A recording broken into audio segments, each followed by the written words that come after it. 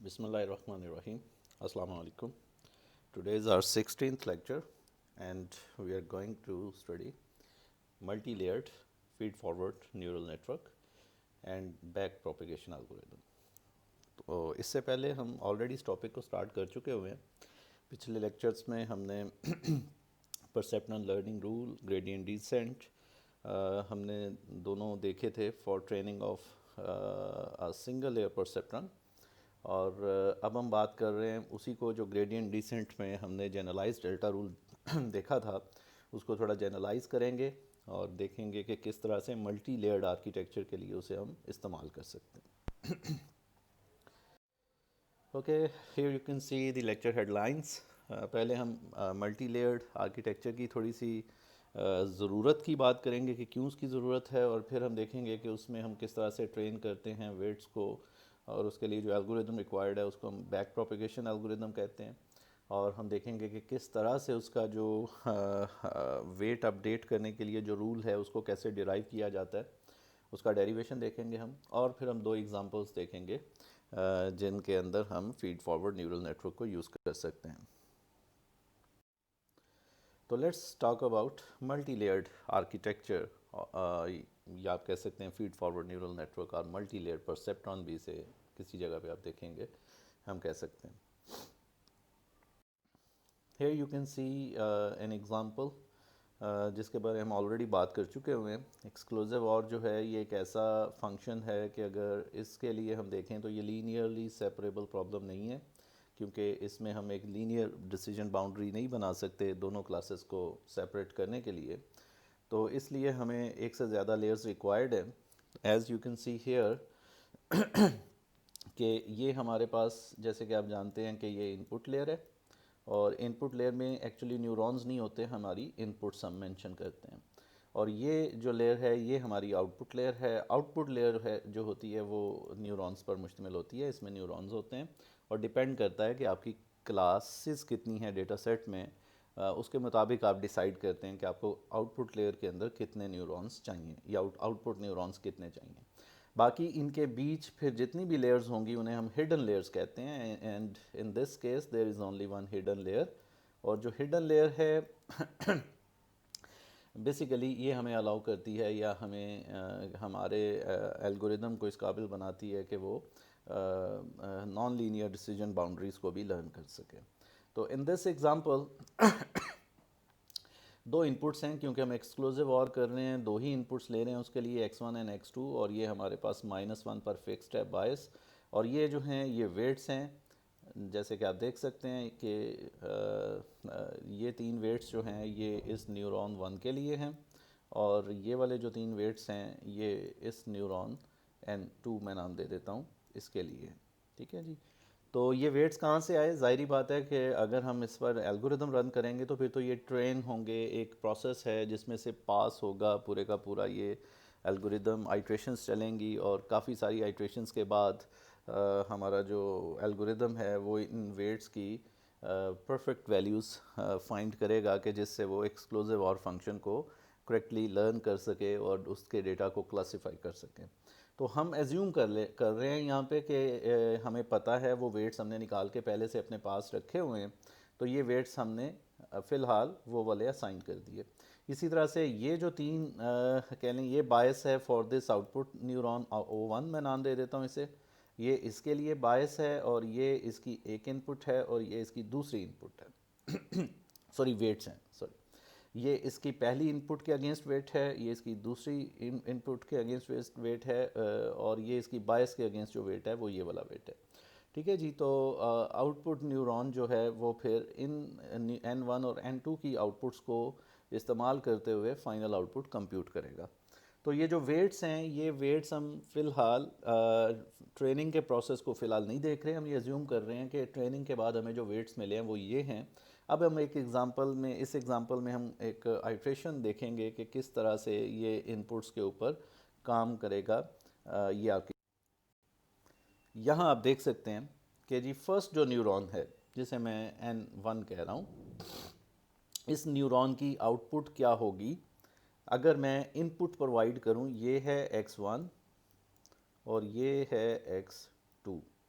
तो अगर मैं इनपुट प्रोवाइड करूं 0 0 फिर 0 1 फिर 1 0 फिर 1 1, तो इस न्यूरॉन की आउटपुट क्या होगी?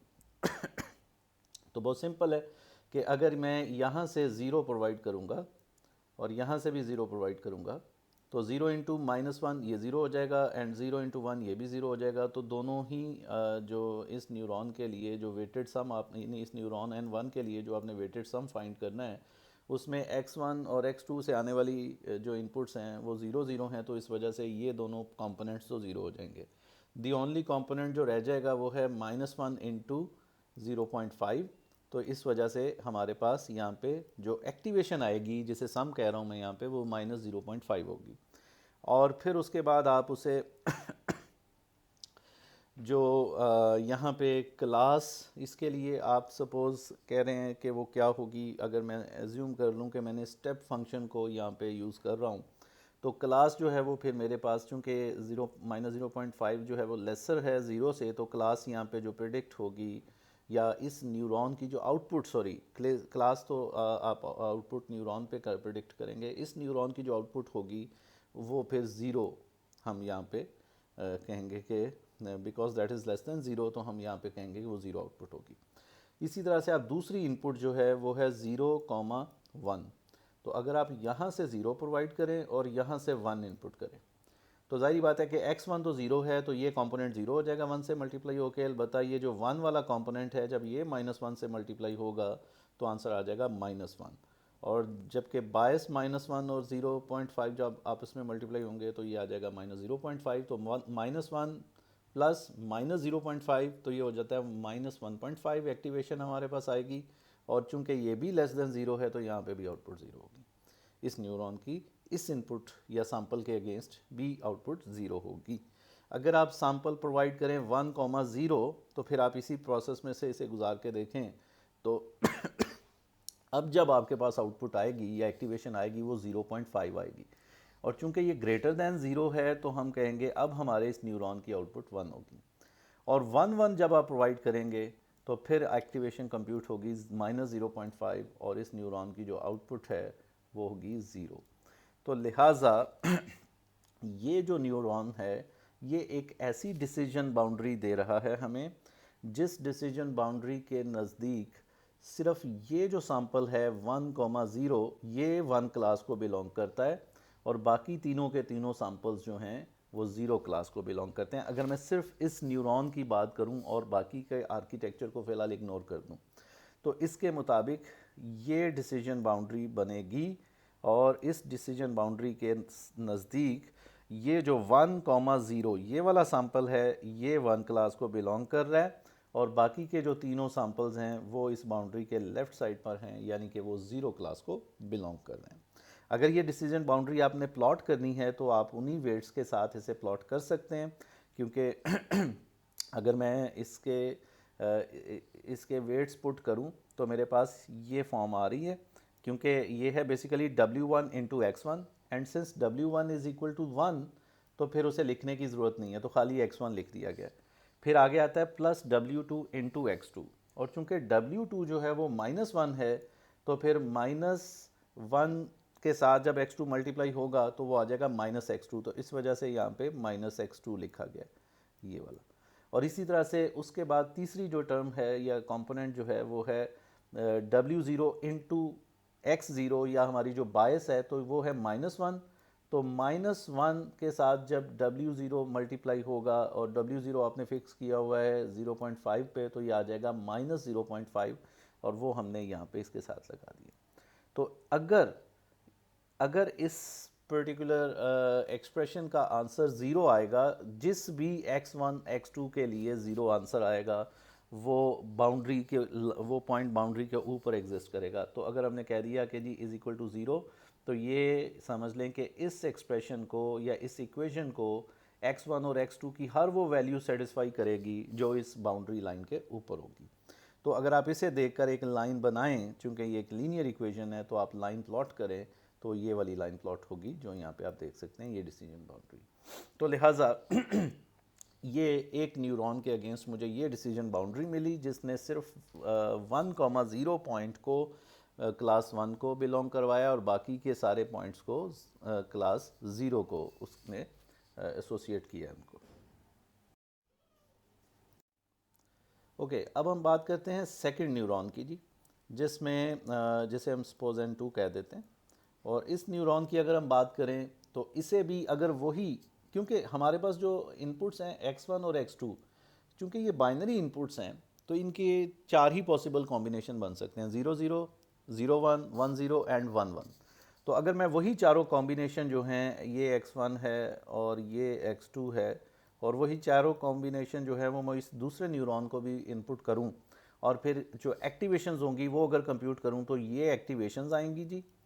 और इन एक्टिवेशंस के अगेंस्ट फिर वही स्टेप फंक्शन या हार्ड लिमिट फंक्शन अप्लाई करूं तो फिर इस न्यूरॉन की जो आउटपुट है वो 0 0 के अगेंस्ट 1 होगी, 0 1 के अगेंस्ट 0 होगी, 1 0 के अगेंस्ट 1 होगी और 1 1 के अगेंस्ट 1 होगी। तो इन अदर वर्ड्स ये सिर्फ 0 1 पॉइंट को ये 0 क्लास के साथ एसोसिएट कर रहा है या 0 क्लास का सैंपल कंसीडर कर रहा है, बाकी सबको ये 1 क्लास के सैंपल्स कंसीडर कर रहा है। मतलब ये कि ये जो डिसीजन बाउंड्री बनेगी, इस डिसीजन बाउंड्री के लेफ़्ट साइड पर हमें सिर्फ एक सैंपल नज़र आ रहा है, ये वाला जो कि है बेसिकली 0 1, और ये इसको कंसीडर कर रहा है कि या डिक्लेयर कर रहा है कि ये क्लास 0 को बिलोंग करता है और बाकी के तीनों सैंपल्स को चूँकि वो बाउंड्री के राइट साइड पर हैं उन्हें क्लास 1 के साथ एसोसिएट कर रहा है।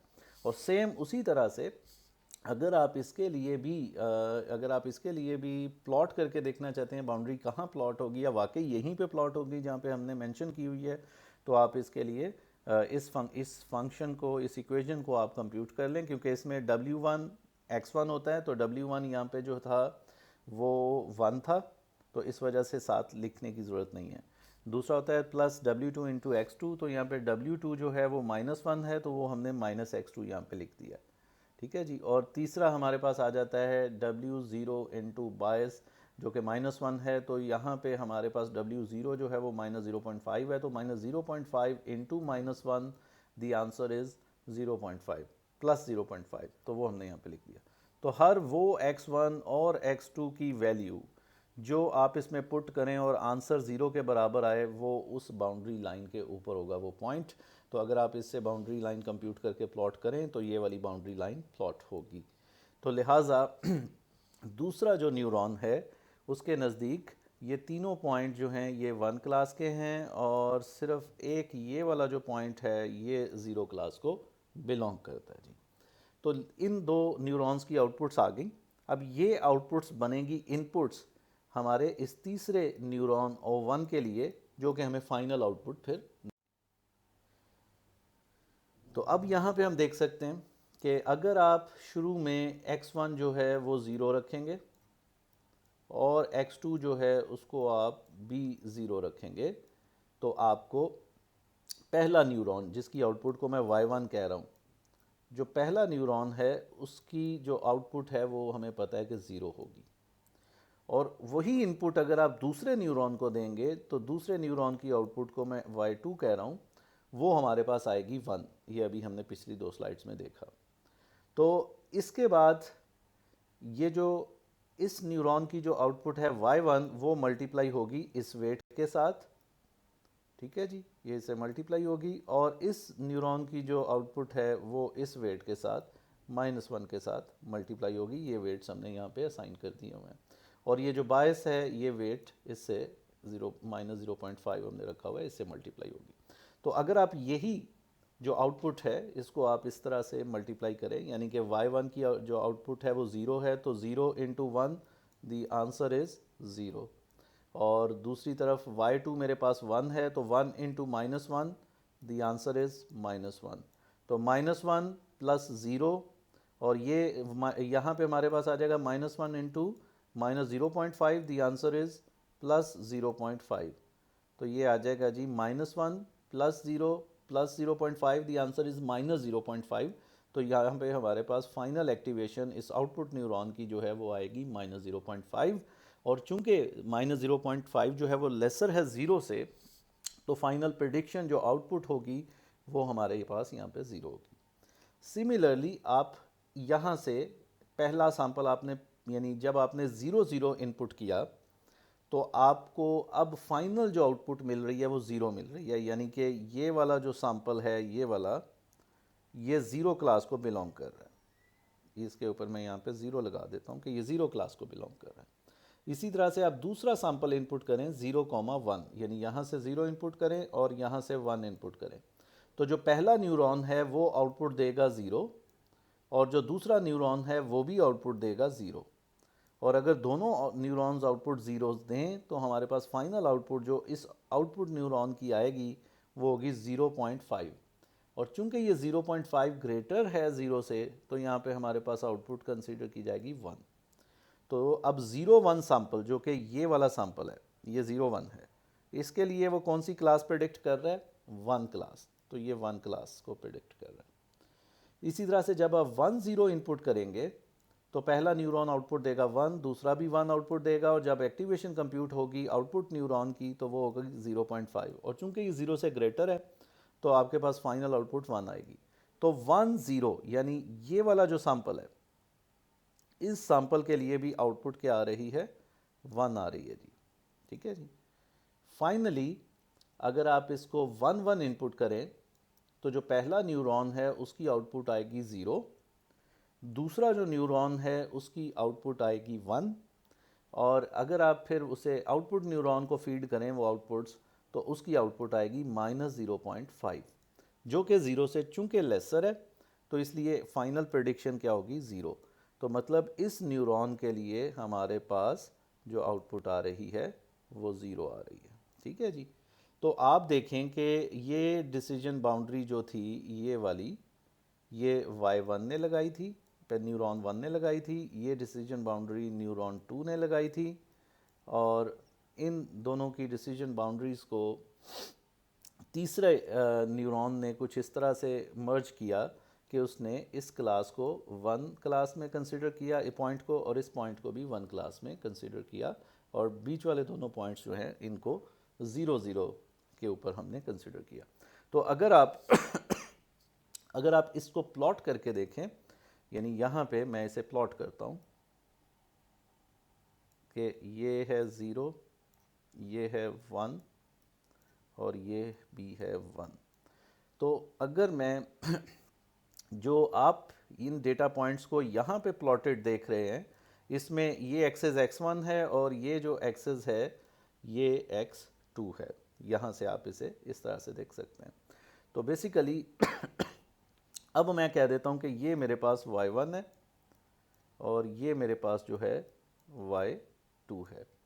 तो अगर मैं पहला इसमें देखूं, सॉरी यहाँ पे जी, पहला जो पॉइंट है इसमें वो मेरे पास है 0, ये जो है y1, और y2 है 1।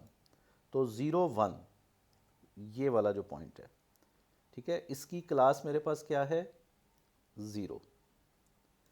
इसकी क्लास 0 है, तो मैं यहाँ पे एक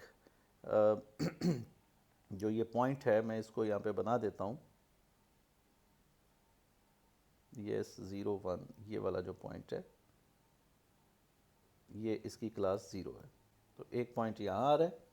फिर दूसरा जो पॉइंट है वो है, उसमें y1 1 है और y2 0 है, तो वो ये वाला पॉइंट है। ठीक है जी। और इसकी जो क्लास है वो है 1, तो ये 1 क्लास को बिलोंग कर रहा है। तीसरा पॉइंट मेरे पास आ रहा है जी, y1 1 है और y2 जो है वो भी 1 है, यानी कि ये वाला पॉइंट, और इसकी क्लास भी मेरे पास आ रही है 1।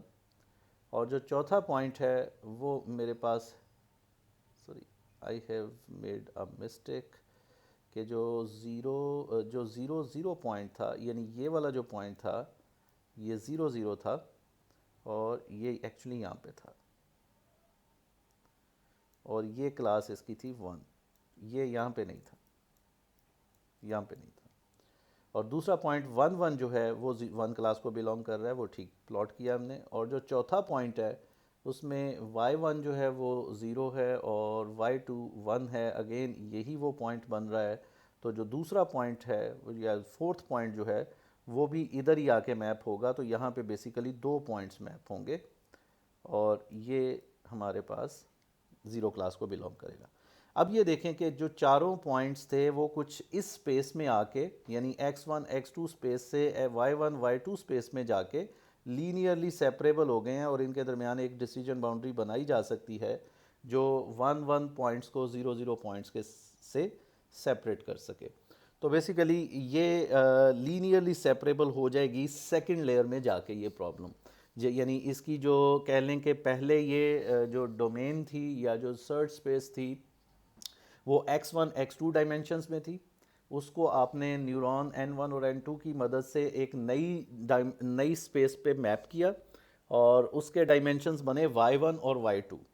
और जब वो नई स्पेस में मैप हुए वो पॉइंट्स, तो फिर वो लीनियरली सेपरेबल हो गए, जिनको इस न्यूरॉन ने करेक्टली सेपरेट कर दिया या क्लासीफाई कर दिया। तो यूँ हम इसे समझ सकते हैं कि बेसिकली जब हम एक लेयर ऐड करते हैं, तो एक हिडन लेयर ऐड करते हैं, तो बेसिकली वो जो हिडन लेयर है वो स्पेस, जो सर्च स्पेस जो डोमेन है उसके डायमेंशंस चेंज कर देती है, और फिर एक नई स्पेस में आपको ले जाती है, और वो जो पॉइंट्स हैं वो मैप हो जाते हैं इन अ न्यू स्पेस। और जब वो न्यू स्पेस में मैप होते हैं, बल्कि इसे अगली स्लाइड पर में भी मैंने शायद उसे किया हुआ है, ये यहाँ से आप देख सकते हैं, यहाँ पे आप इसे समझ सकते हैं कि जो फर्स्ट लेयर प्रोजेक्ट कर रही है वो है x1 x2 को। ठीक है जी, जो पहली जो लेयर थी वो x1 और x2 को प्रोजेक्ट कर रही है, जिसके अंदर ये जो ट्राइंगल है और ये ट्राइंगल, इनकी आउटपुट 1 होनी चाहिए। ये 1 क्लास को बिलोंग, एक्सक्लूसिव और के मुताबिक ये 1 क्लास को बिलोंग करते हैं। यानी मैं यहाँ पे लिख देता हूँ कि ये जो ट्राइंगल है ये 1 क्लास है, और ये जो सर्कल है ये 0 क्लास है। तो ये 1 क्लास के सैम्पल्स हैं, और ये दोनों जो हैं ये 0 क्लास के सैम्पल्स हैं।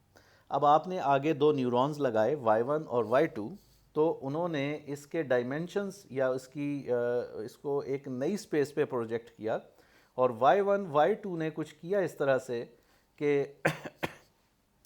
कि जो आपके ये दोनों पॉइंट्स थे 0 0 और 1 1, उन दोनों पॉइंट्स को यहाँ मैप कर दिया, इन दोनों पॉइंट्स को इधर मैप किया, और जो 0 1 और 1 0 पॉइंट्स थे उनको इधर मैप कर दिया। ये दोनों पॉइंट्स यहाँ पे मैप हो गए। और फिर जब आपने यहाँ पे बाउंड्री एक तीसरा न्यूरॉन यूज़ किया, तो उसने इसको लीनियरली क्लासीफाई कर दिया, क्योंकि अब जो डेटा पॉइंट्स हैं वो लीनियरली क्लासीफाइबल हैं। तो जब आपने न्यूरॉन लेयर ऐड करते हैं, तो बेसिकली आप एक स्पेस, एक जो सर्च स्पेस है उसको चेंज कर देते हैं, उसके डायमेंशंस चेंज हो जाते हैं, और जो आपकी प्रॉब्लम पहले अगर लीनियरली सेपरेबल नहीं थी, तो एक लेयर ऐड करने से वो फिर लीनियरली सेपरेबल हो सकती है। तो जैसे ही आपने उसे न्यू डायमेंशंस पर मैप किया, तो डेटा बिकम्स लीनियरली सेपरेबल। तो ये हम बेसिकली यहाँ पे कहा जा रहा है। तो अब अगर एक आपके पास कोई डेटा इस तरह का है कि आप उसे एक कह लें लेयर से क्लासीफाई कर सके, तो फिर हमें सपोज़ ये यहाँ पे आप देख सकते हैं कि अगर मैं ये डेटा प्लॉट कर रहा हूँ, तो मेरे पास दो क्लासेस हैं, एक ए और एक बी क्लास है। तो वैसे तो ये लीनियरली सेपरेबल डेटा नहीं है अगर आप इस डेटा सेट को देखें, लेकिन आप एक बाउंड्री लगा के कम से कम एक न्यूरॉन इस तरह की लीनियर डिसीजन बाउंड्री जो है वो लीनियर बाउंड्री बना सकता है कि वो इन सैम्पल्स को इस तरह से क्लासीफाई कर दे, और इसके नज़दीक इस तरफ जो है ये 1 क्लास है, और इसके नज़दीक इस तरफ जो है ये 0 क्लास है। फिर दूसरा न्यूरॉन जो है वो ये वाली बाउंड्री जो है ये प्लॉट कर दे या इसे लर्न कर ले, जिसके नज़दीक इस तरफ 1 क्लास है और इस तरफ 0 क्लास है।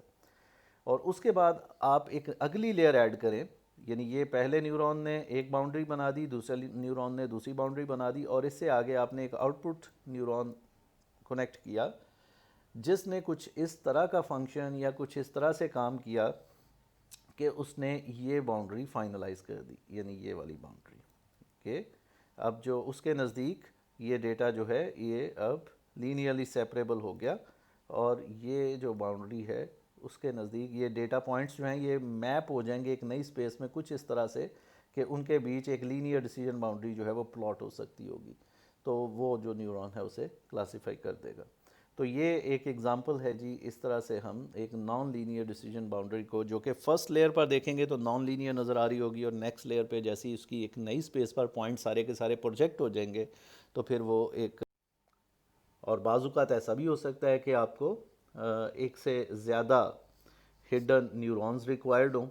फॉर एग्ज़ाम्पल कि अगर इस डेटा की बात की जाए तो इसमें एक डिसीजन बाउंड्री लर्न करने के लिए एक न्यूरॉन तो आपको ये चाहिए होगा, एक और डिसीजन बाउंड्री बनाई जाएगी, दूसरा न्यूरॉन ये चाहिए होगा, एक और डिसीजन बाउंड्री बनाई जाएगी तो तीसरा न्यूरॉन ये बाउंड्री बना देगा, फिर चौथा न्यूरॉन ये बाउंड्री बना देगा। तो 4 हिडन न्यूरॉन्स ये 4 बाउंड्रीज बनाएंगे, और फिर उसके आगे अगली लेयर में आप एक न्यूरॉन यूज़ करेंगे जो कि कुछ इस तरह से इन न्यूरॉन्स की आउटपुट्स को इस्तेमाल करेगा कि फिर ये जो डेटा पॉइंट्स हैं इनको एक क्लास में असाइन करे और बाकी के तमाम डेटा पॉइंट्स को दूसरी क्लास में असाइन कर दे।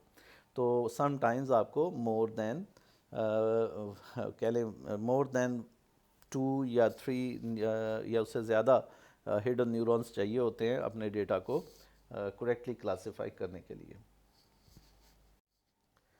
तो how many hidden layers or neurons are required, अगर ये क्वेश्चन है तो इसका जवाब ये है कि number of input and output neurons are fixed. कि जी इनपुट लेयर में आपको पता है कि कितनी इनपुट्स हैं, वो तो न्यूरॉन्स है ही नहीं।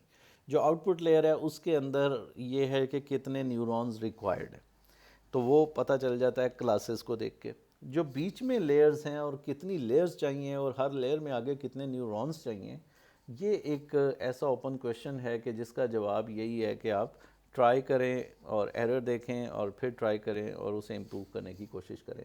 यानी but the selection of number of hidden layers and the number of neurons in the hidden layers is done by trial and error, कि इसके लिए आपको बार बार ट्राई करनी पड़ेगी, आपको different number of layers use करनी होंगी और different number of neurons in each layer. इसके लिए कुछ टेक्निक्स हैं कुछ लेकिन कोई ऐसा हार्ड एंड फास्ट प्रिंसिपल नहीं है जिसको आप यूज़ करके ये आर्किटेक्चर जो है इसे आप डिफ़ाइन कर सकें या मालूम कर सकें कि बेसिकली अंदर कितनी लेयर्स रिक्वायर्ड है और हर लेयर में कितने न्यूरॉन्स रिक्वायर्ड हैं। ये इट्सेल्फ एक ऑप्टिमाइजेशन की प्रॉब्लम है। तो इसे बहरहाल हम कुछ कह लें कि टेक्निक्स हैं जिनसे हमें एक गेस मिल सकता है, और कुछ ये है कि हम अपने अंदाजे से या फिर हम इसे डिफरेंट कॉम्बिनेशंस के साथ ट्राई करके ट्यून कर सकते हैं। तो अब हम बात करेंगे training of multi layered artificial neural network, कि अगर हमारे पास एक multi layered feed forward neural network है और हम उसको ट्रेन करना चाह रहे हैं तो हम किस तरह करेंगे। ये हम देख चुके हैं कि अगर एक ही लेयर हो तो उसकी ट्रेनिंग किस तरह से होती है लास्ट लेक्चर में, लेकिन चूँकि अब हम बात करने जा रहे हैं कि there can be more than one layers, तो चूँकि अभी हम देखेंगे कि क्या वजह है कि फिर हमें कुछ चेंज की ज़रूरत है, कुछ नया उसमें ऐड करने की ज़रूरत है, कि जब एक से ज़्यादा लेयर्स हो जाती हैं तो फिर वो जो हमारा वेट्स अपडेट करने का रूल था उसमें कुछ चेंजेस आएंगी। वो चेंजेस क्या हैं वो अभी हम देखते हैं। First of all you can see here the back propagation algorithm. Weights update करने का जो एल्गोरिदम है उसको फॉर मल्टी लेयर्ड आर्किटेक्चर उसे हम बैक प्रोपेगेशन एल्गोरिदम कहते हैं। इसमें आपने करना क्या होता है, set up the architecture. Set up the architecture से मुराद क्या है कि पहले ये डिसाइड करें कि कितनी लेयर्स रखनी है और हर लेयर में कितने न्यूरॉन्स रखने हैं। एक बार आपने आर्किटेक्चर सेट कर लिया फिर आप उनके जो वेट्स हैं उन्हें रैंडमली इनिशियलाइज कर दें। Initialise the weights of the network, randomly initialise कर दें in the range of 0 to 1, सबको एक रैंडम वेट्स असाइन कर दें। दूसरा स्टेप ये है कि अब आपने apply the training pairs input output vector from the training set 1 by 1। अब आपने अपने डेटा सेट में से पहला सैंपल उठाना है, इनपुट्स प्लस उसके साथ जो आगे आउटपुट एक्चुअल डिज़ायर्ड आउटपुट जो दी हुई है वाई डिज़ायर्ड जिसे हम कह रहे हैं, वो पहला सैंपल लेना है और उसके ऊपर काम शुरू करना है। उसको आपने लेके या उस हर पेयर के लिए बारी बारी आप ये करेंगे, for each pair calculate the output of the network. ठीक है जी। तो पहले आप एक सैंपल लेंगे, उसके लिए आप कंप्यूट कर सकते हैं, फिर उसके बाद दूसरे सैंपल के लिए तो आपने हर ट्रेनिंग पेयर के लिए आपने आउटपुट कंप्यूट करनी है। Calculate the error between actual output and the desired output.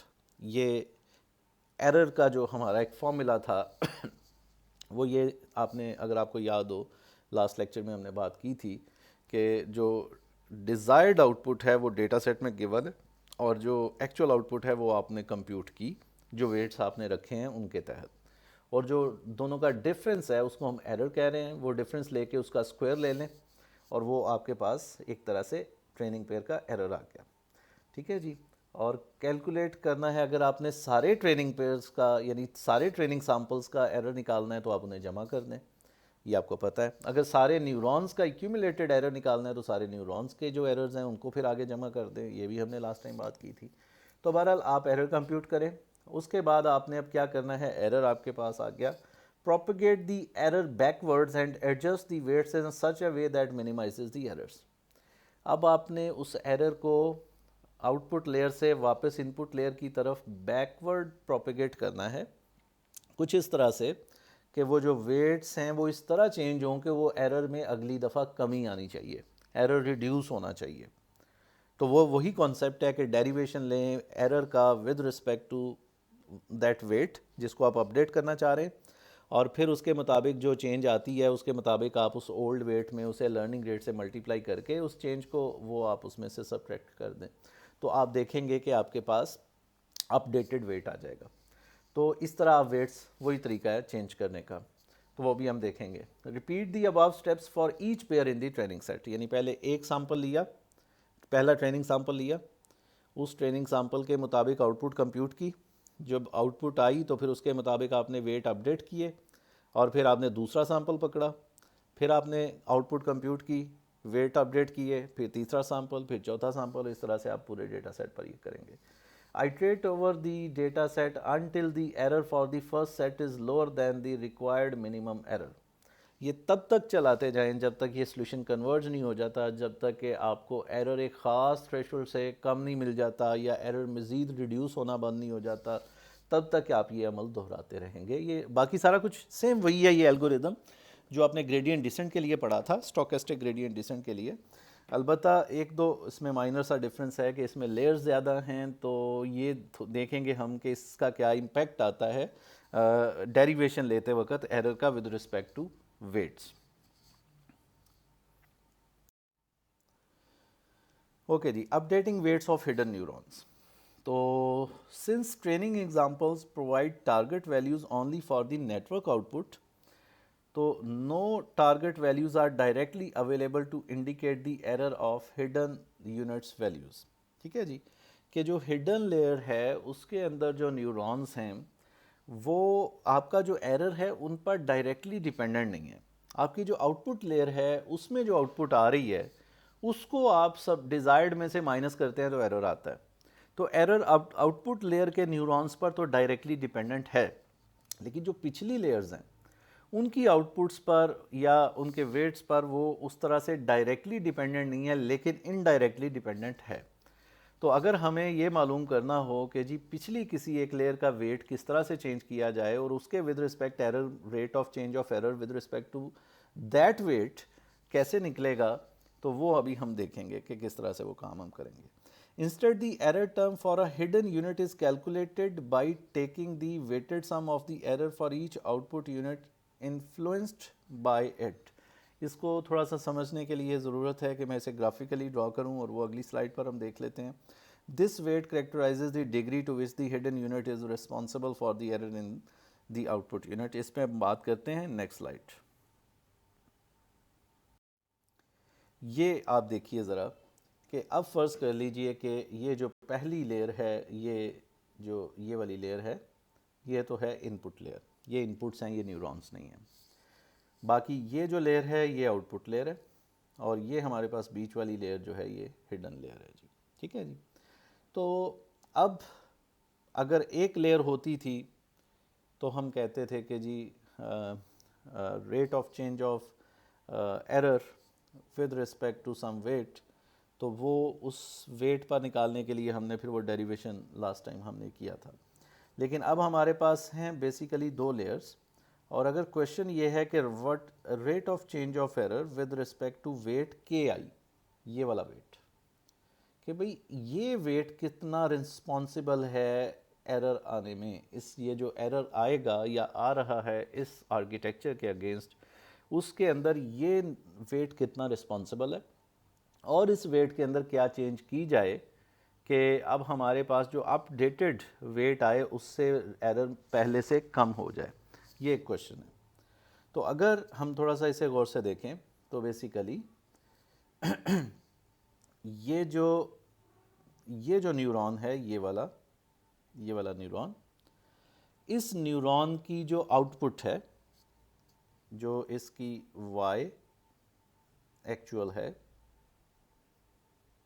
वो डिपेंडेंट है, या वाई एक्चुअल जो है वो बेसिकली आप जानते हैं कि वो किसके बराबर है, वो बराबर है एफ ऑफ एक्टिवेशन। ठीक है ना, F of activation ith neuron. तो आईएथ न्यूरॉन की जो एक्टिवेशन आई थी उसको आपने सिग्मॉइड में या जो भी आपने फंक्शन यूज़ किया उसमें पास किया, तो इस न्यूरॉन की आउटपुट आई। अब ये जो चीज़ है ये डिपेंडेंट है, ये हमने लास्ट स्लाइड में देखा था किस चीज़ पर, ये डिपेंडेंट है एक्टिवेशन ऑफ दिस न्यूरॉन। इस न्यूरॉन की एक्टिवेशन पर डिपेंडेंट है जी ये चीज़, लास्ट टाइम हमने देखा था। और फिर ये जो एक्टिवेशन है ये आगे डिपेंडेंट है इस वेट के ऊपर। ठीक है, जब हमारे पास एक ही लेयर होती थी तो हम कहते थे कि एरर डिपेंडेंट है वाई एक्चुअल पर, उस न्यूरॉन की आउटपुट पर, और वो आउटपुट डिपेंडेंट है एक्टिवेशन पर, और एक्टिवेशन डिपेंडेंट है वेट पर। तो अगर आपने ये निकालना है कि rate of change of error with respect to weight, तो फिर आप ये एक चेन रूल बनाते थे और इस तरह से आपने इसे फाइंड किया था। लेकिन अब यहाँ पे थोड़ी सी चेंज है, यहाँ पे थोड़ा सा फ़र्क है कि इसमें आपने निकालना है rate of change of error with respect to weight W के आई, जबकि वो एरर जो है वो इस पर यानी इस न्यूरॉन की आउटपुट पर डायरेक्टली डिपेंडेंट नहीं है। इस न्यूरॉन की जो आउटपुट है वो इनपुट बन रही है इस न्यूरॉन में भी, वो इनपुट बन रही है इस न्यूरॉन में भी, और वो इनपुट बन रही है इस न्यूरॉन में भी। तो बेसिकली अगर मुझे डब्ल्यू के आई को अपडेट करना है तो इसकी वजह से ये जो आईएथ न्यूरॉन है इसकी आउटपुट आगे 3 या जितने भी आउटपुट लेयर के अंदर न्यूरॉन्स हैं उन सब के अंदर ये इनपुट बन के जा रही है ये आउटपुट, और उन न्यूरॉन्स की फाइनल आउटपुट कंप्यूट होगी या कंप्यूट करवाने में ये आईएथ न्यूरॉन की आउटपुट का इस्तेमाल हो रहा है। तो मतलब ये है कि फिर ये जो फाइनल न्यूरॉन्स हैं, इन न्यूरॉन्स के ऊपर जो आउटपुट्स आएंगी, यानी ये जो फाइनल आउटपुट न्यूरॉन्स हैं इनकी जो आउटपुट्स आएंगी, वो आउटपुट्स जब डिज़ायर्ड आउटपुट्स में से माइनस होंगी, उनका स्क्वायर लेंगे तो आएगा एरर। वो सारे एरर आप जमा करेंगे तो एक जॉइंट एरर आएगा। उस एरर के अंदर यानी उन तमाम न्यूरॉन्स के एरर्स के अंदर इस आईएथ न्यूरॉन की जो आउटपुट है ये अपना एक रोल प्ले कर रही है। तो बेसिकली उन तमाम न्यूरॉन्स का एरर डिपेंड कर रहा है इस आईएथ न्यूरॉन की आउटपुट पर, और आईएथ न्यूरॉन की आउटपुट डिपेंड कर रही है फिर आगे एक वास्ते के ज़रिए डब्ल्यू के आई पर। तो अगर मुझे ये निकालना है कि जी जो एरर आ रहा है इस न्यूरल नेटवर्क का उसमें क्या चेंज आ रही है विद रिस्पेक्ट टू डब्ल्यू के आई, तो मुझे निकालना होगा कि वो जो एरर आ रहा है उसमें क्या चेंज आ रही है with respect to output of this neuron I, और फिर उसे मल्टीप्लाई करना होगा कि जो rate of change of output of this neuron with respect to W के आई। ये मेरे पास दो बेसिकली अब इसके हिस्से बन गए कि जो एरर है मैं कह रहा हूँ कि उस एरर की डिपेंडेंस है, यानी पहले मुझे निकालना है कि rate of change of error with respect to output of ith neuron अगर मुझे डब्ल्यू के आई अपडेट करना है, और फिर निकालना है rate of change of output of ith neuron with respect to weight के आई। तो ये फिर जाके मेरे पास फाइनली ये चीज़ बनेगी कि मैं एक फार्मूला बनाऊं जिसके ज़रिए मैं इस वेट को अपडेट कर सकूं। तो मेरे पास अब फ़िलहाल प्रिंसिपल वही है जी कि मुझे अगर कोई वेट अपडेट करना है तो उस वेट को अपडेट करने के लिए मुझे rate of change of error with respect to that weight निकालना होगा, और वो क्या आएगा वो अभी हम देखते हैं। यहाँ पे देखिए, जब आप ये डेरिवेशन लेंगे, rate of change of error निकालेंगे विद रिस्पेक्ट टू वेट के आई, तो आपके पास ये चीज़ आएगी, ये फाइनल फॉर्म आएगी, ये एक्सप्रेशन आएगा, जो कि काफ़ी लेंथी है as compare to earlier rule जो हमने पिछली क्लास में या पिछले लेक्चर में हमने देखा था। तो ये कैसे आएगा इसको अभी हम समझते हैं। अभी सिर्फ इसे फ़िलहाल दिखा रहा हूँ मैं यहाँ पे, अभी इसे डिराइव करते हैं कि किस तरह से हमारे पास ये फाइनली ये चीज़ आ रही है। अब हम बात करते हैं कि किस तरह से हम जनरलाइज डेल्टा रूल को डिराइव करेंगे फॉर हिडन न्यूरॉन वेट्स। इससे पहले हम बात कर चुके हुए हैं कि आउटपुट लेयर के लिए हम किस तरह से जनरलाइज डेल्टा रूल को डिराइव करते हैं। अलबत्ता आज हम इसे हिडन लेयर के लिए देखेंगे। यहाँ पे मैंने लेफ़्ट साइड पर उसी आर्किटेक्चर को, उसी एग्ज़ाम्पल को प्लॉट कर दिया है ताकि हम इसे साथ साथ देख सकें और इस पे हम बात कर सकें। तो यहाँ पे अब हमने देखना है कि rate of change of error with respect to weight के आई किस तरह से आएगा तो या कंप्यूट होगा। तो जिस तरह मैंने पीछे स्लाइड पर एक्सप्लेन किया कि the error is dependent on the output of actual output of ith neuron, and then actual output of ith neuron is dependent on that weight which we are going to update।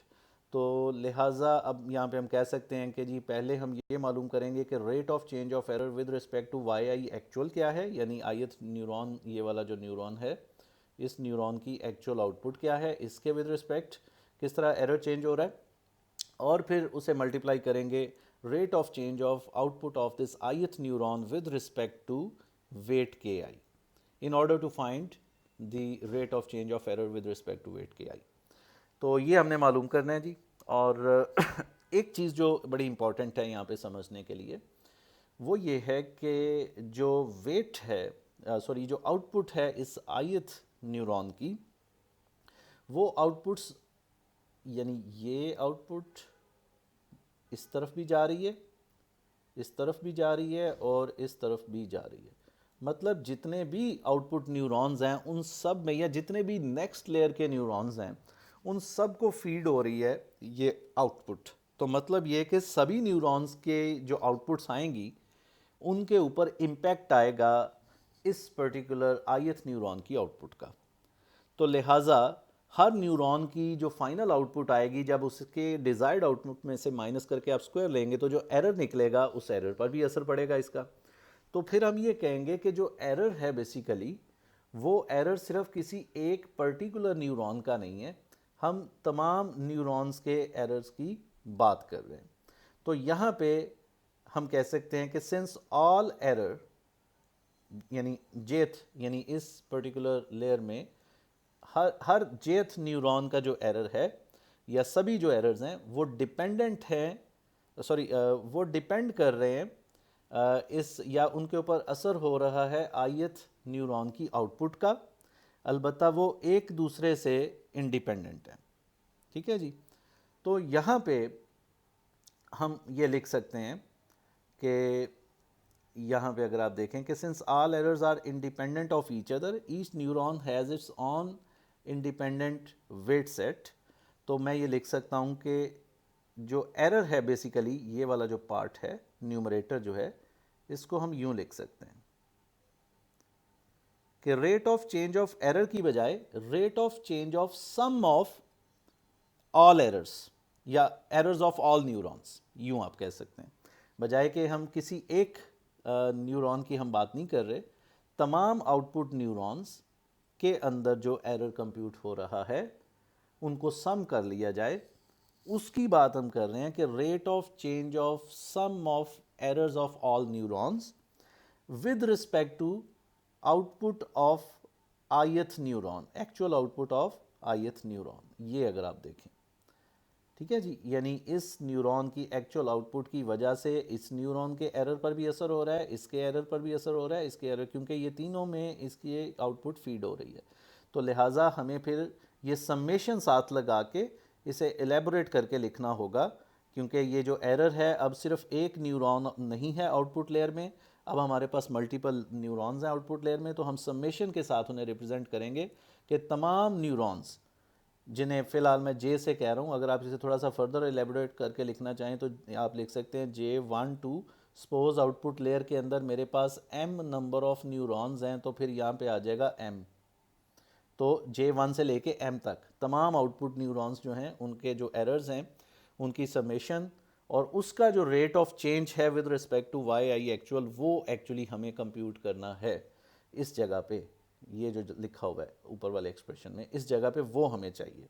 लेकिन चूंकि इन neurons जो output neurons हैं उनकी outputs एक दूसरे से independent हैं, वो एक दूसरे पर डिपेंड नहीं कर रही, और उनके एरर्स एक दूसरे से फिर इंडिपेंडेंट हैं, एक दूसरे पर डिपेंड नहीं कर रहे।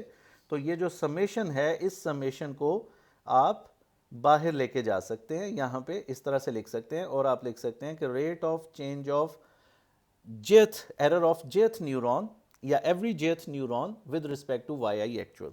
और ये यानी पहले आप सपोज इससे मुराद क्या है, इससे मुराद ये है कि पहले आप ये वाला न्यूरॉन पकड़ें और rate of change of error at this neuron with respect to Y I actual निकालें, उसे एक जगह लिख लें।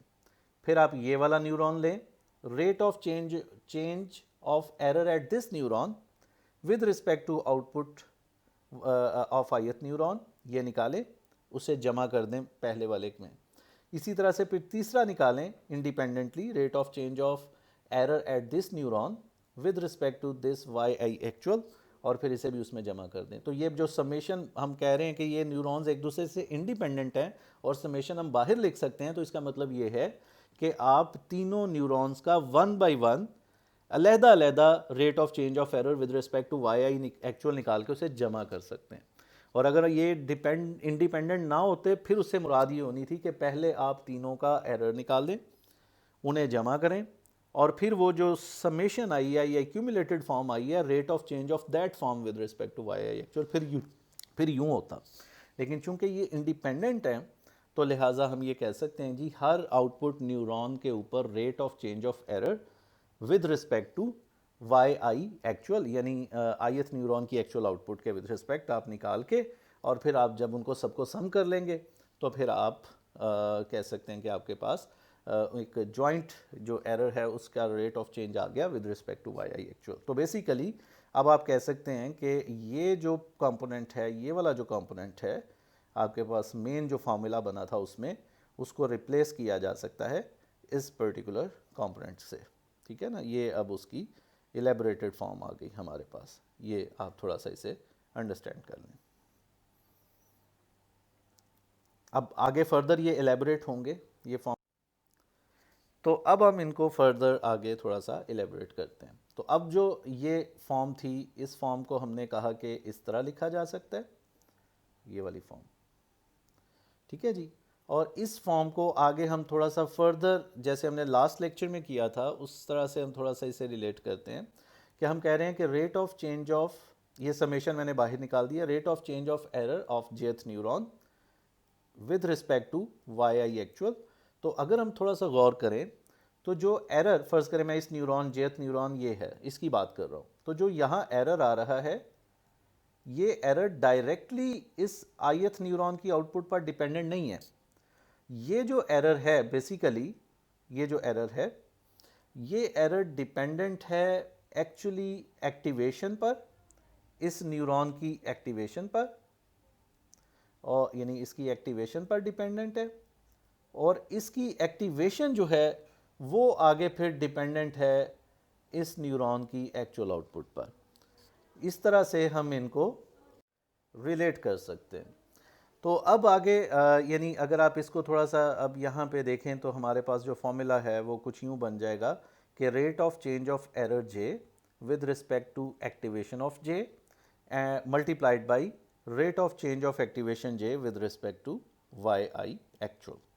अब ये वाला जो कंपोनेंट है या ये जो पार्ट है, इसको आप जानते हैं कि इसको और फिर फर्दर हम एलेबोरेट कर सकते हैं, जैसे हमने लास्ट टाइम किया था कि इसमें आप अगर देखें तो ये हमारे पास आ जाएगा rate of change of error with respect to y J actual into rate of change of Y J actual with respect to activation, यानी ये जो पार्ट है कि अगर आपको थोड़ा सा मैं इसमें करता हूँ, इसे क्लियर करने की कोशिश करता हूँ कि ये जो आउटपुट न्यूरॉन है, इस आउटपुट न्यूरॉन में दो चीज़ें हैं, एक है एक्टिवेशन और दूसरी चीज़ है एफ ऑफ एक्टिवेशन। ठीक है ना, मैं इसे एफ ऑफ ए लिख देता हूँ, ये एफ ऑफ एक्टिवेशन है। तो अगर आपको थोड़ा सा याद हो कि ये फॉर्मूला कुछ इस तरह से था कि जो एरर था वो डिपेंडेंट था एफ ऑफ एक्टिवेशन पे, एफ ऑफ एक्टिवेशन देन फिर आगे डिपेंडेंट थी एक्टिवेशन पे। तो अगर मैं कह रहा हूँ कि rate of change of error with respect to activation, तो मुझे इसे कहना होगा rate of change of error with respect to f of activation. तो आपको पता है एफ ऑफ एक्टिवेशन क्या होती है, दरअसल किसी न्यूरॉन की आउटपुट। तो इस न्यूरॉन को मैं अगर जे कह रहा हूँ, तो इस जेथ न्यूरॉन की जो एक्चुअल आउटपुट है वो क्या है, आप इस न्यूरॉन की एक्टिवेशन को सिग्मॉइड या जो भी फंक्शन आपने एक्टिवेशन फंक्शन यूज़ किया उसमें पास करें तो इसकी आउटपुट आ जाएगी आपके पास। तो बेसिकली एफ ऑफ एक्टिवेशन को वाई भी कहते हैं, उस न्यूरॉन वाई एक्चुअल भी कहते हैं उस न्यूरॉन की, ये पीछे हम बात कर चुके हुए हैं। तो मुझे rate of change of error with respect to activation निकालना है अगर, तो मुझे उसे लिखना होगा rate of change of error with respect to this Y J actual and rate of change of this Y J actual या F of activation with respect to this activation. तो ये दूसरा कंपोनेंट ये है कि rate of change of Y J actual with respect to activation. तो ये जो पहला पोर्शन है, ये वाला जो पोर्शन है, इसके अगेंस्ट हमारे पास ये दो कंपोनेंट्स यहाँ पे इंट्रोड्यूस हो जाएंगे। और फिर आपको पता है कि ये तीसरी चीज़ होती है कि यहाँ पे अगर आप कोई वेट है या आपने किसी यहाँ से आपके पास कोई इनपुट आ रही है, तो फिर आप कहते हैं कि रेट, अगर आपने वेट के विद रिस्पेक्ट निकालना हो तो आप कहते हैं rate of change of activation with respect to weight. और अगर आपने एक्टिवेशन की बजाय, अब यहाँ पे थोड़ा डिफरेंट है कि एक्टिवेशन की बजाय इस इनपुट के विद रिस्पेक्ट निकालना है, तो अब आप डेरिवेटिव, तो अब आप कहेंगे rate of change of activation with respect to this input. तो ये अब यहाँ पे हम यही तो कह रहे हैं कि कि हमारे पास ये पहला जो पार्ट है ये आ चुका है, और दूसरा पार्ट है कि फिर rate of change of activation of this जेथ न्यूरॉन विद रिस्पेक्ट टू ये वाली इनपुट। अब ये इनपुट यहाँ पे क्या है, अब यहाँ पे ज़रा गौर करें कि इस जेथ न्यूरॉन में इनपुट आ कहाँ से रही है, इस आयत न्यूरॉन से। तो दूसरे लफ्ज़ों में जो इस आयत न्यूरॉन की आउटपुट होगी जी, वही हमारे पास ये मैं जिसको एक्स कह रहा हूँ वो इनपुट बन रही है इस जेथ न्यूरॉन की।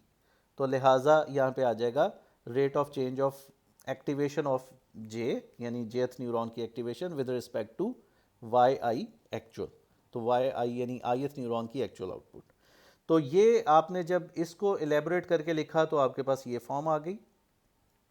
अब इसमें वन बाय वन इनको हम देख लेते हैं। पहले ये वाला कंपोनेंट देखते हैं, फर्स्ट कंपोनेंट के rate of change of error j with respect to y J actual. तो ये आपको फॉर्मूला पता है एरर क्या होगा इस न्यूरॉन के ऊपर, एरर क्या होगा जी इस जेथ न्यूरॉन पर, इस जेथ न्यूरॉन की डिजायर्ड आउटपुट माइनस इस जेथ न्यूरॉन की एक्चुअल आउटपुट, उसका स्क्वायर, ये फॉर्मूला था। ठीक है, ये आपको याद है कि हमारे पास एरर का फॉर्मूला था। इसका derivative with respect to y J actual, तो वाई जे एक्चुअल के विद रिस्पेक्ट आप लेंगे तो ये 2 आ जाएगा, इधर मल्टीप्लाई हो जाएगा। फिर अंदर वाले पोर्शन का आप डेरिवेटिव लेंगे तो इसका यहाँ पे ये टर्म कांस्टेंट है, ये 0 हो जाएगी, और इस टर्म को आप देखें इसका डेरिवेटिव -1 आएगा। तो ये -1 से साथ मल्टीप्लाई करेंगे तो फिर यहाँ पे आपके पास -2 आ जाएगा। यानी पहले आप इसको स्क्वायर का डेरिवेटिव लेंगे, 2 इधर आ जाएगा, और यहाँ पे आ जाएगा वाई जे डिजायर्ड माइनस वाई एक्चुअल, और फिर उसके साथ आप जब -1 मल्टीप्लाई करेंगे तो ये माइनस हो जाएगा। तो ये आपके पास ये वही चीज़ है जो आपने प्रीवियस लेक्चर में भी देखा था। तो ये पहले कंपोनेंट का, यानी कि इस पर्टिकुलर कंपोनेंट का, इस कंपोनेंट का ये डेरिवेटिव आ गया। अब इसका दूसरा कंपोनेंट जो है वो ये वाला है, ये वाला कि derivative of Y J actual with respect to activation of jth neuron. ये वाला जो पार्ट था कि वाई जे एक्चुअल का, ये वाला जो पार्ट था वाई जे एक्चुअल का विद रिस्पेक्ट टू एक्टिवेशन आपने डेरिवेशन लेना है। तो ये आपको पता है कि वाई जे एक्चुअल को बेसिकली हम ये भी लिख सकते हैं कि derivation of F of activation of jth neuron, इसे यूं भी लिखा जा सकता है with respect to activation of J. तो ये आपको पता है एक्टिवेशन फंक्शन का डेरिवेशन है, ये जो हमने लास्ट टाइम बात की थी। तो अगर आपने एक्टिवेशन फंक्शन यहाँ पे यूज़ किया हुआ है सिग्मॉइड, तो फिर आपका सिग्मॉइड वाला फॉर्मूला यहाँ पे जो भी वो डेरिवेशन हमने डिस्कस किया था आ जाएगा। हाइपरबोलिक टेंजेंट यूज़ किया हुआ तो वो आ जाएगा। और अपनी आसानी के लिए आप यहाँ पे मैंने कहा था कि लिख सकते हैं F prime of activation of J, यानी जेथ न्यूरॉन के एक्टिवेशन के मुताबिक जो डेरिवेशन बनता है उस एक्टिवेशन फंक्शन का वो आ जाएगा। ठीक है जी, तो ये यहाँ पे दूसरे कंपोनेंट के अगेंस्ट आप ये पुट करेंगे।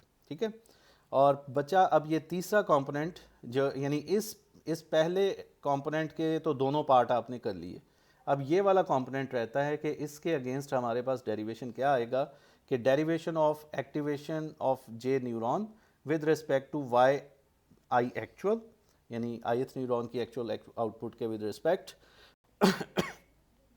तो अगर आप थोड़ा सा इसको देखें कि ये जो हमारा आउटपुट न्यूरॉन था, ये वाला जो आउटपुट न्यूरॉन है, इसकी एक्टिवेशन बराबर किस चीज़ के थी? तो इसकी एक्टिवेशन बराबर थी कि यहाँ से आने वाली इनपुट ज़रब यहाँ से आने वाला वेट जमा इस न्यूरॉन से आने वाली इनपुट और उससे मुतल्लिका वेट, ज़रब उससे मुतल्लिका वेट जमा इस न्यूरॉन से आने वाली इनपुट और फिर इसका वेट। मतलब जितने पिछली लेयर के न्यूरॉन से इनपुट्स आ रही हैं उनको उनके वेट से ज़रब देके जमा करना, ये एक्टिवेशन थी इस जेथ न्यूरॉन की। तो इसको अगर हमने एक सिंप्लीफाइड फॉर्म में लिखना हो तो वो ये यहाँ पे लिख दिया गया कि rate of change of summation of X I into Y I W I J, यानी ये क्या चीज़ है समेशन ऑफ जो X I W I J है, इसको मैं इससे क्या मुराद है कि अगर आई की वैल्यू 1 है यानी आई मतलब पिछली लेयर के न्यूरॉन को रिप्रेजेंट कर रहा है और जे जो है ये अगली लेयर के न्यूरॉन को रिप्रेजेंट कर रहा है। तो मैं अगर पिछली लेयर का ये पहला न्यूरॉन देखता हूँ तो सपोज ये x1 है, तो यहाँ आ जाएगा x1 इंटू, तो ये फिर वेट क्या होगा, ये वाला जो वेट है ये वेट क्या होगा, जाहिर बात है ये जे नंबर न्यूरॉन में इनपुट हो रहा है और 1 से आ रहा है, तो ये और जिस डेस्टिनेशन पहले लिखते हैं सोर्स बाद में लिखते हैं, या यहाँ पे जो सॉरी नोटेशन यूज़ हो रही है इसमें सोर्स पहले लिखा हुआ है डेस्टिनेशन बाद में लिखी हुई है। तो ये बहरहाल इससे फ़र्क नहीं पड़ता, जो मर्जी नोटेशन यूज़ करें। इनटू जस्ट अ सेकंड,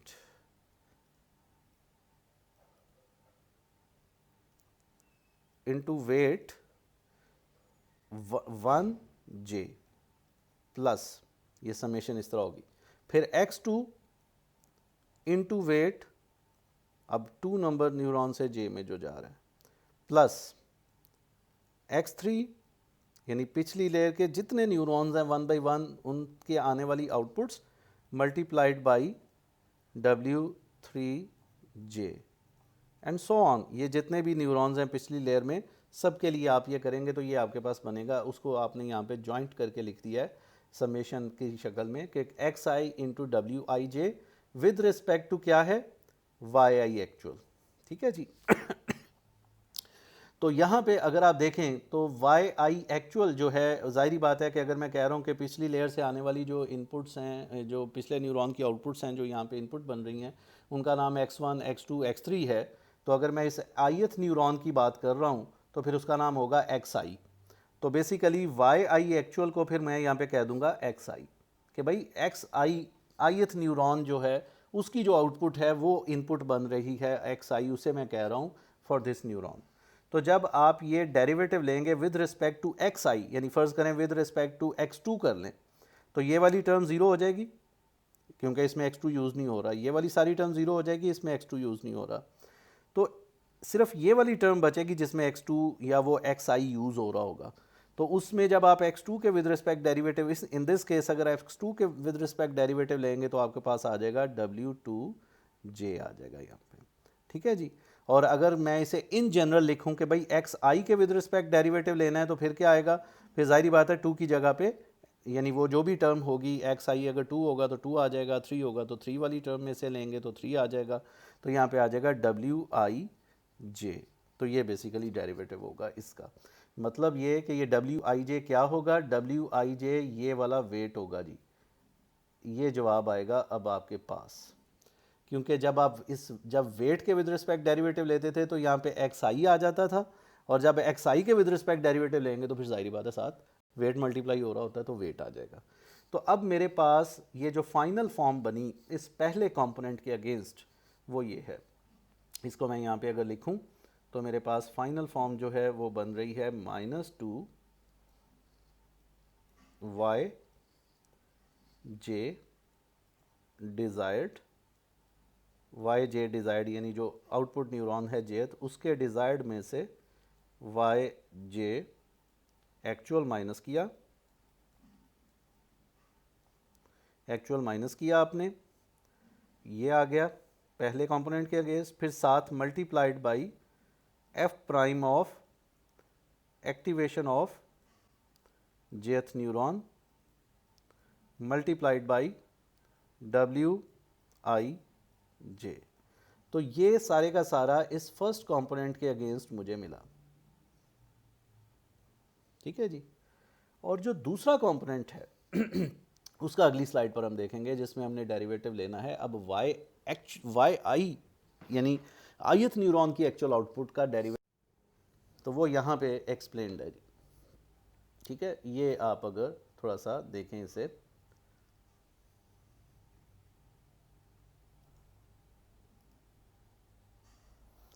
कि यहाँ पे अगर आप शुरू में देखें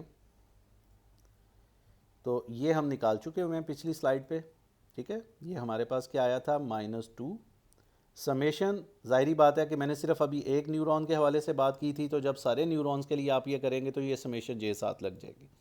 बाकी ये सारे का सारा हमने डिराइव कर लिया था, ये पार्ट आ गया था, ये पार्ट आ गया था, यानी कि अब हमारे पास यहाँ तक हो चुका हुआ है ये। तो ये जो दो कंपोनेंट्स हैं अब ये कहाँ से आएंगे, ये बेसिकली इसका डेरिवेटिव लेने से आएंगे। और इसको हम थोड़ा सा एलेबरेट करके देखते हैं कि वाई आई एक्चुअल का derivative with respect to W के आई, तो ज़ाहिरी बात है कि जिस तरह इस न्यूरॉन की आउटपुट है इसका डेरिवेटिव लेना है, यानी इस न्यूरॉन की आउटपुट का डेरिवेटिव आपने लेना है with respect to this weight, तो आपको पहले इसकी आउटपुट का डेरिवेटिव लेना होगा with respect to activation of this neuron, और फिर उसके बाद एक्टिवेशन का डेरिवेशन लेना होगा with respect to this weight. तो ये इस तरह से चलेगा। तो इसमें जब आप यानी इसको आप देखें तो यहाँ पे ये लिखा भी हुआ है कि derivation of Y I actual with respect to activation of i multiplied by derivation of activation of I with respect to weight के आई। तो ये दोनों बातें यहाँ पे लिखी हुई हैं। ये वही चीज़ है जो आप पिछले लेक्चर में हमने ये देखा था, इतना पार्ट, यानी सिंगल लेयर न्यूरॉन के लिए भी ये काम हमने देखा था। तो अब इसका जो पहला दूसरा कंपोनेंट है ये वाला, वो यहाँ पे पहले किया गया कि derivation of activation with respect to k i. तो इस न्यूरॉन ith न्यूरॉन की एक्टिवेशन किसके बराबर है? इस न्यूरॉन की एक्टिवेशन, ज़ाहिरी बात है कि इसकी एक्टिवेशन है यहाँ से आने वाली इनपुट मल्टीप्लाइड बाई वेट, यहाँ से आने वाली इनपुट मल्टीप्लाइड बाई वेट, इनको जमा कर दे, जमा यहाँ से आने वाली इनपुट मल्टीप्लाइड बाई वेट। ये है एक्टिवेशन इस ith न्यूरॉन की।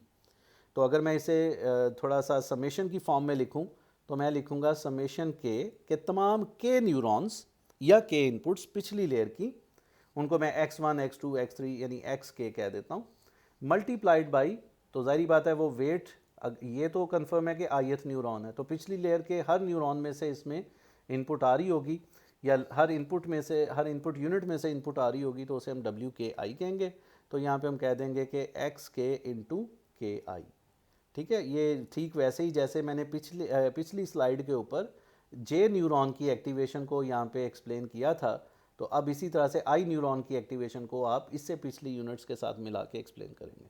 तो अब इसका जब आप विद रिस्पेक्ट टू डब्ल्यू के आई डेरिवेटिव लेंगे तो जाहिर सी बात है कि आपके पास एक्स के आ जाएगा यहाँ पे, ठीक। ये इतना अगर आप एक लम्हे के लिए इग्नोर कर दें कि इससे आगे कुछ है, कट कर दें इसे यहाँ पे, ठीक है जी। अगर आप यहाँ पे कट कर दें इसे, और अब आपसे कहा जाए कि derivative of output of this neuron ith neuron with respect to k i, तो ये वही चीज़ है जो आपने पिछली क्लास में जनरलाइज डेल्टा रूल के अंदर डिराइव किया था।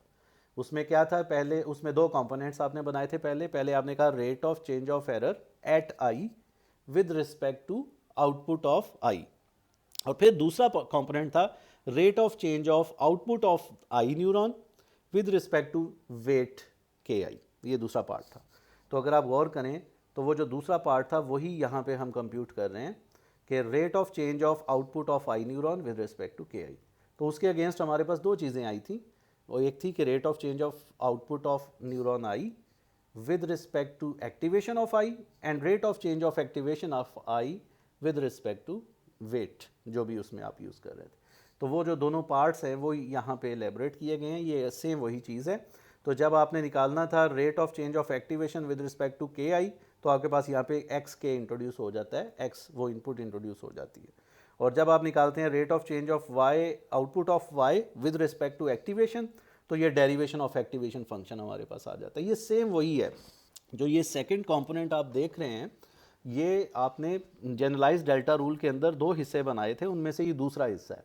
पहला हिस्सा क्या था कि rate of change of error with respect to output of Y I और multiplied by rate of change of output of I with respect to weight I. तो लिहाजा ये उसका सेकंड कंपोनेंट है जी। तो अब आप इन दोनों को भी, इन दोनों टर्म्स को भी आप यहाँ पे ऐड कर दें, मल्टीप्लाई कर दें, क्योंकि ये मल्टीप्लाई ही हो रही हैं ओरिजिनल फार्मूला में। तो अब आपके पास जो फाइनल फॉर्म बनेगी वो ये चीज़ बन जाएगी। तो ये हमारे पास एक हिडन लेयर का वेट अपडेट करने के लिए जो रूल बनेगा वो ये होगा जी। इसको देखकर अब आप बड़ी आसानी से किसी भी और वेट को आसानी से आप फाइंड कर सकते हैं कि उसको अपडेट करने के लिए हमारे पास क्या रूल बनेगा, उसे आप यहाँ पे बखूबी यहाँ पे मेंशन कर सकते हैं। यानी फॉर एग्ज़ाम्पल सिर्फ चेंज क्या करनी है आपने कि अगर मैं इस let me change the colour of pen, अगर मैं इसको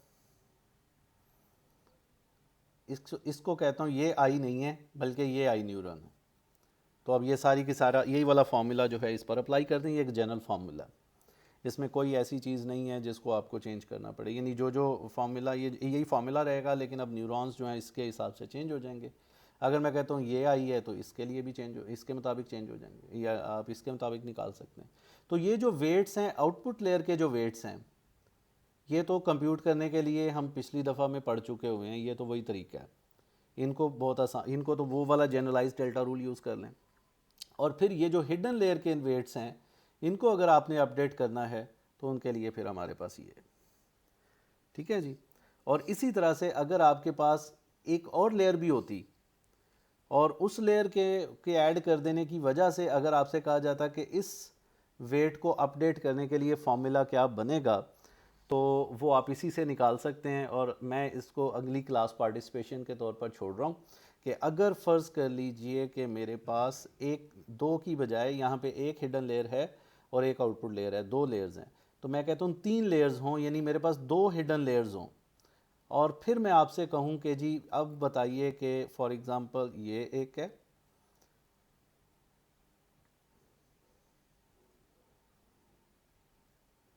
इस तरह से कोई आर्किटेक्चर है, यहाँ पे मेरे पास न्यूरॉन्स हैं,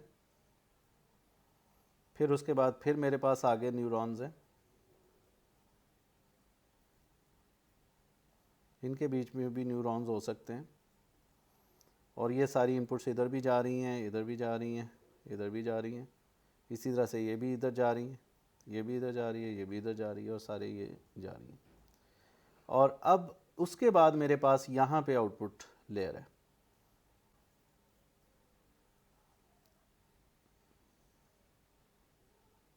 इसी तरह से ये आउटपुट लेयर है। ये कुछ इस तरह का आर्किटेक्चर है जी, एक जेनेरिक सा आर्किटेक्चर है। अब मैं आपसे कहूँ कि ये जो वेट है, सपोज ये वाला जो वेट है, इसके with respect derivative of error क्या होगा, उसका फॉर्मूला बनाएं। तो ये फॉर्मूला आपने फाइंड करके मुझे देना है।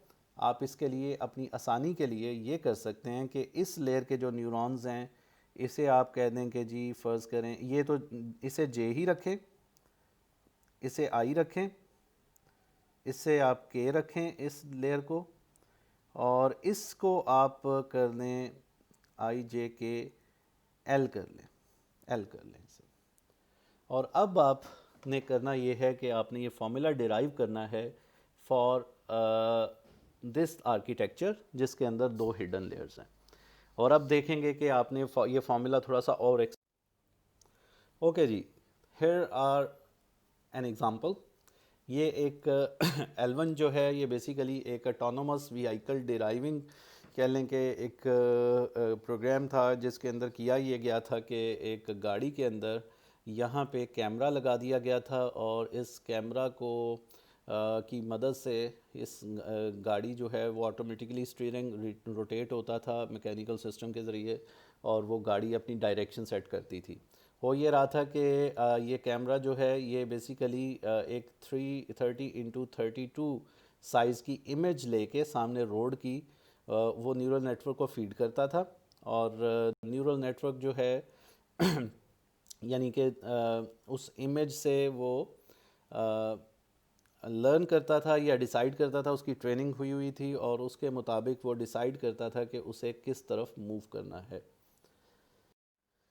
कुछ इस तरह से आप देख सकते हैं कि ये एक इमेज है और यहाँ पे हमारे पास जो आउटपुट यूनिट्स थे वो 30 थे, 30 आउटपुट यूनिट्स हैं और 30 ही स्टीयरिंग के डिफरेंट एंगल सेट कर दिए गए कि भाई अगर ये वाला न्यूरॉन एक्टिवेट होगा या ट्रिगर करेगा तो आप कह लें कि जो है शार्प लेफ़्ट, उस स्टीयरिंग को मुकम्मल लेफ़्ट पर घुमा दिया जाएगा। फिर अगर ये वाला न्यूरॉन ट्रिगर करता है, ये एक्टिवेट होता है, बाकी एक्टिवेट नहीं होते, तो फिर उस ट्रिगर को थोड़ा सा लेफ़्ट से राइट वहाँ पे एक एंगल सेट किया गया कि इस एंगल पर रख दिया जाएगा। फिर उसके बाद अगर ये न्यूरॉन ट्रिगर होता है तो फिर उसको और थोड़ा सा राइट करके एक एंगल सेट किया गया, उस पर उसे रख दिया जाएगा। और इस तरह से पूरा जो स्टीयरिंग लेफ़्ट से लेकर राइट तक रोटेट हो सकता था, उसके 30 एंगल बनाए गए और जो न्यूरॉन ट्रिगर करता था उस एंगल पर रोटेट करके स्टीयरिंग को सेट कर दिया जाता था। और इससे उन्होंने ये जो गाड़ी है इसको ऑटोनोमस बनाया, यानी कि वो अपने आप को सेल्फ ड्राइव कर रही थी। तो ये एक एग्जांपल है। इसके लिए इन्होंने जो हिडन लेयर यूज़ की उसके अंदर 4 न्यूरॉन्स उन्होंने यूज़ किए और ये जो इमेज वो स्क्रीन जो न्यूरल नेटवर्क को प्रोवाइड कर रहे थे उसका साइज़ 30x32 था। तो इसके अच्छे रिज़ल्ट थे। Then there is another example कि आप 20 लोगों की तस्वीरें लेते हैं, ठीक है जी, डिफरेंट 20 लोगों की फेस रिकग्निशन की एग्ज़ाम्पल है। आप उनकी इमेजेस लेते हैं फेस की, तकरीबन हर बंदे के डिफरेंट एंगल से या डिफरेंट तरह के कह लें कि टाइप की इमेजेस आप लेते हैं। 32 हर पर्सन की आप इमेज ले लेते हैं, जिसमें आप वो 32 कैसे बन रहे हैं कि एक तो आप उन्हें एक्सप्रेशन चेंज करने को कहते हैं कि वो एक एक्सप्रेशन दें हैप्पी मोड का, एक दें सैड का, एक एंग्री का और एक न्यूट्रल। वो 4 डिफरेंट फेसेस बना के तस्वीर उनकी आप लेंगे।